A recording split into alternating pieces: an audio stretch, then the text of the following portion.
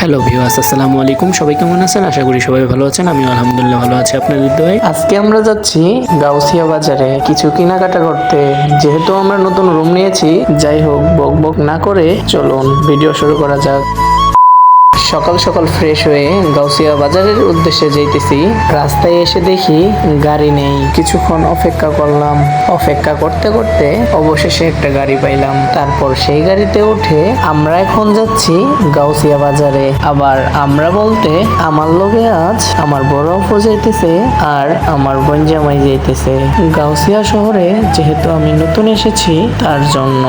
যাই হোক বক বক করতে করতে গাড়ির থেকে নামলাম। যেহেতু আমরা নতুন এসেছি, গাড়ি থেকে নেমে সিলিন্ডার কিনবো। তার জন্য প্রথমে আমরা খুঁজতে লাগলাম সিলিন্ডারের দোকান। অবশেষে আমরা একটা দোকান পেয়েছি। যেহেতু আমরা চুলা সিলিন্ডার দুটোই কিনবো, তারপর আমার বোন জামাই দামাদামি করে কিনে নিয়েছে।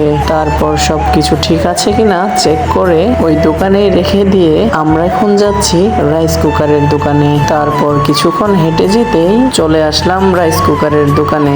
দোকানে আসতে না আসতেই দোকানদারের মতো বসে পড়েছে আমার বোন জামাই। যাই হোক অনেক সময় বক বক করে রাইস কুকার নিয়ে আমরা আসলাম এখন কাঁচা বাজার করতে। তারপর কাঁচা বাজার করে সবকিছু নিয়ে একটা রিক্সাতে উঠে বাসায় আসলাম। যাই হোক বরাবরের মতো একটা কথা, ভালো থাকুন, সুস্থ থাকুন। দেখা হবে পরবর্তী ভিডিওতে। ধন্যবাদ।